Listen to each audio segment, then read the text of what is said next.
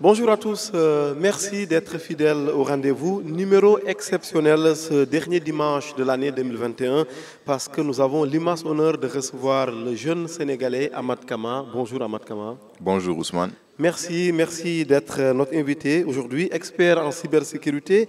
Une rapide présentation, vous êtes l'étoile montante de la sphère des hackers. Pour reprendre un article élogieux à votre sujet rédigé par le journal Le Monde en mai 2019, c'était au lendemain de votre distinction au Pwn to Own, une grande compétition internationale de recherche de failles informatiques.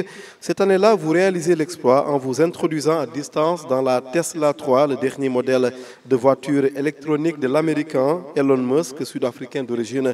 Soit rappelé au passage, votre voiture avec laquelle vous repartez en Amérique, mais que vous ne faites pas venir au Sénégal parce que, bien entendu, on connaît un peu la législation en matière de voitures électroniques dans notre pays. Vous repartez donc avec cette voiture en Amérique, en plus de plusieurs dizaines de millions de francs CFA, avec votre compère chinois. C'était en 2020 que vous êtes parti du Sénégal, de votre pays de naissance. Là, on simplifie pour poursuivre vos études au pays de l'oncle Sam, dans une université de Boston. Qu'est-ce qui change d'ailleurs comme première question après cette fameuse distinction? Bon, je pense qu'au niveau technique, cette compétition m'a permis d'avoir plus de crédibilité parce que, en fait, ce n'est pas la seule compétition que nous avons remportée, Oui. mon compère et moi. Nous avons participé à 4 compétitions de ce type et on a réussi à gagner les 4. Donc, ça nous a permis d'avoir une notoriété, on va dire, dans le milieu de la cybersécurité. Oui. Mais plutôt cette compétition avec la Tesla, je pense que ça fait plus de bruit puisque c'est plus accessible au grand public, on va dire. Mais ça, je pense que le plus d'impact que nous avons eu, c'est quand c'est dans le milieu des gens qui sont des experts de la cybersécurité. On a pu démontrer beaucoup de nos compétences en attaquant plusieurs cibles, quoi. Pas seulement la Tesla, parce qu'il y avait aussi des téléphones mobiles, Oui, etc. des smartphones, Donc, voilà. notamment à Shanghai, n'est-ce pas? Voilà, à Shanghai et à Tokyo. Oui, justement, mais comment on s'y prend quand on veut hacker un système informatique? Parce que curieusement, avant de vous recevoir à quelques minutes presque de votre arrivée dans nos locaux, mon téléphone s'est subitement planté. J'ai dû faire, bien entendu, un lien avec vous. On pirate un système informatique comment? Bon, je pense que c'est une question assez... je pense que pour pirater un système, je peux penser à Oui. plusieurs moyens de le faire. Donc, je pense que le moyen le plus commun, c'est quelque chose qui s'appelle le social engineering. Donc, en général, pour pirater le compte de quelqu'un, il suffit tout simplement de lui demander son mot de passe. Donc, d'une manière ou d'une autre. Donc, ça peut être par un email de phishing. Mais si on a un mot de passe, on n'a pas besoin de le pirater parce que on rentre dans le compte, j'ai envie de dire, tout sauf frauduleusement. Voilà, exactement. Donc, c'est la méthode la plus simple. Oui. Et je pense que c'est la méthode la plus prévalente, en fait. Donc, mais de l'autre côté Oui, du les spectre, méthodes les plus sophistiquées, disons. voilà, de l'autre côté, il y a des méthodes beaucoup plus sophistiquées où il faut étudier la cible, où il faut connaître le système. Donc, si c'est un téléphone ou un ordinateur, il faut connaître le système et, en fait, essayer de trouver des failles dedans et utiliser ces failles pour infiltrer le système, quoi. Oui, mais pour la Tesla, si on revient un peu sur cette compétition internationale qui vous a propulsé un peu au devant de l'actualité, qui occasionne en quelque sorte cette interview, ça s'est passé comment pour vous introduire un peu dans le système informatique de la Tesla 3? La Tesla, c'était à travers le navigateur web. Donc, sur la Tesla, il y a un navigateur web. Donc, c'est ce navigateur que nous avons ciblé. Donc, les organisateurs ont visité un lien sur un site qu'on avait mis en place. Et en visitant ce site, nous avons pu pirater le navigateur web de la Tesla. Donc, pour préparer cet exploit, comme il l'appelle, en fait, on avait les organisateurs nous avaient envoyé le système informatique de la Tesla. Donc, on n'avait pas eu besoin d'acheter une Tesla, mais on avait juste le système informatique de la Tesla sur lequel on a développé ces attaques en fait. Et on procède de la même manière si on veut écouter un téléphone à distance? Je pense que oui, je pense qu'en général, la méthodologie est la même, c'est étudier la cible, passer du temps à trouver des failles et trouver un moyen d'exploiter ces failles pour infiltrer le système. Donc, Et comment donc faire pour ne pas être vulnérable quand on parle d'informatique? donc je pense que en général, c'est bien d'avoir une bonne hygiène sur le net. On va appeler ça une bonne hygiène sur le net. Donc, par exemple, moi, je n'ai pas d'antivirus sur mon ordinateur et je ne m'inquiète pas parce que je ne clique pas sur tout et n'importe quoi. Donc, quand je parle d'hygiène, c'est télécharger n'importe quelle application. Je ne sais pas, il y a beaucoup de gens qui téléchargent des applications craquées, par exemple. En général, ça vient avec beaucoup de virus, tout ça, et cliquer sur des liens qui ne sont pas trop... des liens douteux, quoi. Donc, je pense que tant qu'on ne fait pas n'importe quoi sur le net, on n'a pas à s'inquiéter. Oui, mais en même temps, est-ce que ce n'est pas très simple ce que vous nous dites? Parce qu'il y a énormément d'entreprises dans le monde qui font preuve de beaucoup d'attention, de beaucoup de prudence en matière informatique, mais qui pourtant subissent régulièrement des attaques d'ailleurs qui leur coûtent des milliards de francs CFA. Ouais, ouais. Bon, là, moi, je parlais au niveau de l'individu, Oui, mais en termes de de compagnie, business, oui. de business, je pense que bon, pour se défendre, il faut quand même avoir une équipe qui est dédiée à ça, quoi. Donc, une équipe qui fait des audits réguliers des systèmes d'information de la compagnie, une équipe qui est là pour développer des réponses en cas d'incident. Donc, imaginez que vous vous faites pirater, comment limiter les dégâts. Donc, voilà, il faut forcément une équipe ou bien employer des gens, employer des compagnies qui se spécialisent dans ça pour faire des audits de vos systèmes régulièrement pour voir s'il n'y a pas des failles, quoi. Oui, mais globalement, votre regard pour vous qui revenez dans votre pays natal, le Sénégal, votre regard sur nos infrastructures critiques, comme on les appelle, toutes ces sociétés en charge de choses vraiment vitales pour nous, pour notre vie, notre survie. Je pense un peu aux sociétés en charge de l'eau, de l'électricité. Est-ce que vous pensez qu'elles sont suffisamment protégées?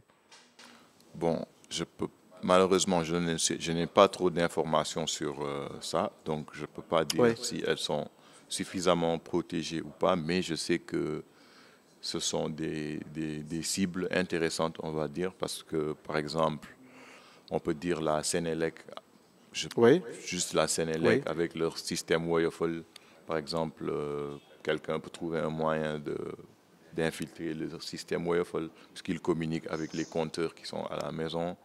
Je peux imaginer, donc ça, ce serait un impact financier, mais par exemple, peut-être la SDE a des systèmes pour automatiser, je sais pas, les Oui. circuits de l'eau, etc. Et c'est possible que ces systèmes fassent face au net, quoi, que ces systèmes soient sur l'Internet. Et donc, s'ils ne sont pas suffisamment sécurisés, s'ils se font attaquer, ça peut effectivement avoir des répercussions très sérieuses. Il y a des systèmes que vous avez déjà hackés à Dakar. Non, non, pas du tout. Pourquoi? Parce que c'est illégal. Oui, mais on comprend très bien, on vous présente comme un ethical hacker. Autrement dit, vous hackez, mais sur demande. Est-ce que sur demande, c'est déjà le cas? C'est ma Non, question. non, non, non, non, non, pas. Mais qu'est-ce qui nous prouve que le ethical hacker va toujours rester ethical, va toujours rester éthique? Bon, je pense que le ethical hacker, c'est plutôt, on parle plutôt d'un job, quoi. Oui. Donc, c'est juste quelqu'un qu'on emploie pour qu'il teste le système d'information d'une compagnie. Donc, je pense qu'il n'a pas trop, euh, il n'a pas trop, son but, en fait, c'est pas de faire autre chose que de tester le système d'information. Donc, s'il était vraiment intéressé par ça, il ne commencerait pas prendre un job de ethical hacker. Oui, mais après tout, on ne sait jamais. On est dans le monde de l'informatique. On est peut-être dans le monde un peu du dark web, comme on dit. Bon, oui, c'est possible, hein. C'est possible que vous employez quelqu'un pour qu'il teste vos systèmes et qu'il se retourne et qu'il vole des fichiers et tout, mais je pense que c'est pas trop probable par rapport au ethical hacker. Quelqu'un qui serait intéressé par ça ne demanderait probablement pas la permission avant de... Je vous parle d'un pays que vous connaissez très bien, Ahmad Kama. L'Amérique, ces derniers temps, la Chine fait l'objet de toutes les polémiques avec son implication pour le cas du Sénégal. Je parle de la Chine parce que régulièrement, il y a une polémique avec les autorités américaines sur la 5G. La Chine impliquée dans nos infrastructures numériques au Sénégal, on parle beaucoup de possibles piratages. Est-ce que vous pensez que là, il faudrait s'alarmer outre mesure? Bon, moi, personnellement, je pense que le fait que la Chine soit impliquée dans nos infrastructures numériques, ce n'est pas forcément une mauvaise chose, parce que je pense qu'ils ont beaucoup à donner en termes de technologie, ils sont très avancés. Et bon, en ce qui concerne s'inquiéter par rapport à leur implication, je pense qu'il faudrait se méfier de leur implication, mais au même titre qu'il faudrait se méfier de l'implication des Oui, Américains ou de de tout le monde. l'Occident, de tout le monde. Voilà. On est dans un monde, comme on dit, où tout le monde surveille tout le monde. Voilà, on est dans un monde où bon, tout le monde surveille tout le monde, où tout le monde n'est pas à l'abri, où personne n'est à l'abri, quoi. Personne n'est à l'abri sur le net. Oui, donc, bienvenue à la Chine, au Sénégal, c'est ce que vous nous dites, mais en même temps, on doit faire comment quand on accepte, par exemple, d'y aller avec les Chinois en matière d'infrastructures numériques, mais derrière, on fait quoi? Bon, pour moi, il faut évidemment contrôler, je sais pas, leur niveau Oui. d'implication, parce que oui, on délègue. Limité, vous voulez dire? Oui, on peut dire limité, Oui. mais c'est surtout savoir Oui. ce qui se passe, quoi. Donc, on ne peut pas tout simplement déléguer aux Chinois, aux Américains, aux Français et fermer les yeux. Donc, il faudrait vraiment qu'on essaye au moins d'avoir une main-d'œuvre suffisamment qualifiée pour savoir exactement ce qu'ils installent et ce qu'ils mettent en place, quoi. Oui, mais pour vous qui venez d'ailleurs, qui venez d'Amérique, est-ce qu'on peut comprendre que des sociétés étrangères aient une telle implication dans des projets aussi stratégiques au Sénégal, notamment sur l'état civil? Bon, quand vous parlez du milieu digital, Oui, oui, oui. euh, oui, je pense je pense que c'est, comme je dis, je pense que c'est une bonne chose de prendre de tout le monde parce que les technologies sont partagées. Donc, je pense que employer, ce serait évidemment, l'idéal, ce serait d'avoir des gens locaux Oui. qui s'occupent de ça. Mais si on n'arrive pas à en trouver, on est bien obligé d'aller chercher de l'aide ailleurs, quoi. Le data center de Diamniadio, vous en pensez quoi? Le Sénégal qui se dote d'un gros centre de données à Diamniadio? Je pense que c'est un bon pas vers l'avant, on va dire, parce que je pense qu'il n'y a pas trop de data centers en Afrique, en fait. Donc, beaucoup de serveurs ou bien beaucoup de bases de données sont hostées à l'étranger. Donc, je pense que ce data center, il peut vraiment, je sais pas, nous propulser vers l'avant en termes de serveurs, stockage de données sur le net. Oui, mais beaucoup disent que c'est un data center à vue d'œil. Autrement dit, dont on connaît la localisation et même physique à Diamniadio. Vous pensez que c'est un problème d'un point de vue sécuritaire? Bon, je pense que en général, les data centers ne sont pas. Je pense qu'il n'y a pas trop, il y a pas trop besoin de cacher les data centers du moment qu'il y a une bonne sécurité physique qui s'occupe de ça. Je pense que l'autre problème, ce serait plutôt de sécuriser ça dans le monde digital, quoi. Donc, je pense qu'il n'y aura pas trop de soucis à se faire par rapport au fait que tout le monde soit au courant de l'endroit où le data center se trouve. Oui, mais globalement, quand on parle de cybersécurité au Sénégal, à côté des entreprises, des États, il y a aussi les populations. Avec ces cyberchantages et ces cyberharcèlements qui montent, quelle sensibilisation en direction de ces acteurs-là qui ne sont pas toujours très avertis? Bon, je pense que, ouais, je pense qu'effectivement, il faudrait qu'il y ait une sensibilisation par rapport à ça. Le cyber-chantage, par exemple, ce n'est possible que si on se retrouve avec des données personnelles ou informations personnelles sur le net. Donc, je pense que, par exemple, moi, ma philosophie, c'est qu'il faut savoir que toute photo ou toute information qui se retrouve sur le net, et quand je dis sur le net, c'est sur un ordinateur ou Oui. téléphone qui a accès au net. Donc, toute information ou photo de ce type devient information publique parce que rien n'est privé sur le net. Donc, quand on upload des photos ou bien qu'on envoie des photos, il faut le faire en se disant que ça va être public. Donc, il faut vraiment faire attention à ce qu'on poste sur le net, quoi. Oui, mais comment peut-on comprendre le fait que malgré la sensibilisation, ces pratiques ou plutôt ces mésaventures continuent sur le net et qui touchent parfois de pauvres Sénégalais? Je sais. Bon, là, je pense que c'est peut-être une question de psychologie, parce que c'est difficile de connaître la motivation des gens tout le temps, mais je sais pas, c'est vrai que malgré la sensibilisation, il y a des gens qui continuent à envoyer ou publier des photos compromettantes, donc c'est difficile. Je pense que je n'ai pas trop une explication par rapport à ça. Oui, et souvent ce sont des données hébergées sur des sites se trouvant à l'étranger. C'est tout le problème? Bon, je ne pense pas que ce soit forcément le problème, puisque le net est un endroit, on va dire, qui est free. Oui. Donc, tout le monde a le droit de faire ce qu'il veut sur le net. Mais qui échappe en fait à la législation du pays concerné, c'est ce que je veux dire. Ouais, c'est vrai que là, ça pose un problème dans ce cas-là, mais c'est le net, quoi. C'est Internet.